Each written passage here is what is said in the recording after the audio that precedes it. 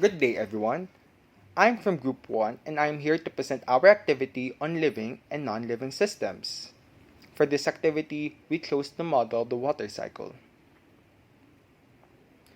With the Earth's abundance of water, NASA in 2021 mentioned that water does the essential function to sustain life and maintain the integration of the Earth's lands, oceans, and atmosphere into a system.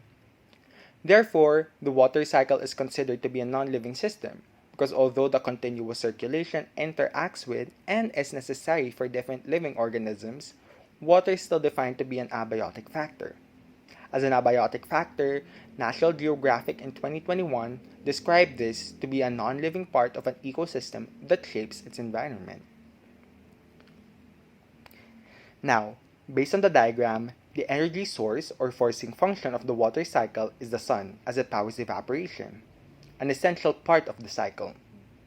The first interaction function is evaporation, which occurs when the sun's heat warms the water and the water vapor rises to the atmosphere. As the water vapor rises, the temperature drops and results in condensation, the second interaction function.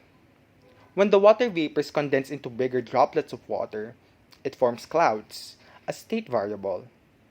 Eventually, the clouds get heavier and precipitation, the third interaction function, occurs. Precipitation can be in the form of rain, hail, or snow, depending on the circumstance. Another interaction function in the water cycle is the surface runoff that happens when there is excess water that land can't absorb. The water flows on the surface of the ground to surface storages, a state variable in the forms of lakes and other water bodies. Precipitation and surface runoff are the reasons for infiltration, groundwater, and subsurface flow. Infiltration takes place when the water moves into the ground from the surface, being stored as groundwater. Moreover, the water infiltrated in the ground flows back into a stream channel or spring and seepage water, and this is called subsurface flow. This flow travels back to oceans and seas, where evaporation will begin again. Transpiration is another interaction function that happens when the dews in plants and trees evaporate into the atmosphere. Certainly, each part affects the other.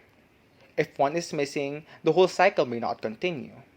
For example, without the sun acting as a forcing function and setting in motion evaporation, other parts would not happen.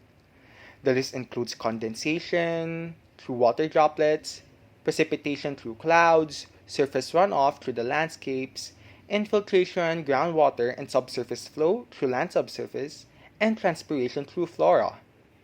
The amount of water in different bodies of water will also affect the feedback loop. More water means more water vapor during evaporation, which determines whether this water cycle will continue on.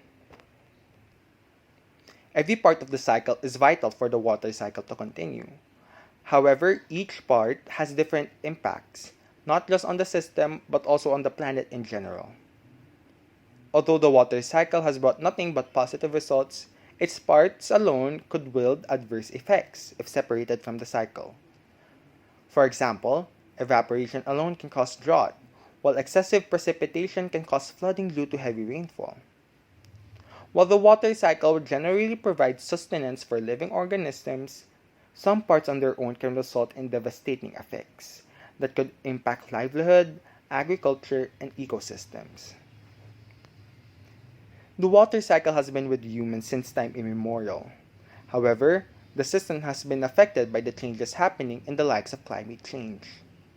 As explained by the Climate Reality Project, with climate change, we experience heavier rains because of the increase in the evaporation process rate and the clouds having to hold more water vapor. This change is alarming because it may lead to extreme flooding in some places. So no, the behavior of the cycle does not persist given the circumstances we have now. The changes are dangerous, so we need to take action in order to stop the disruption in the system. And that concludes our activity. I hope you learned from us, and thank you for staying till the end. Bye!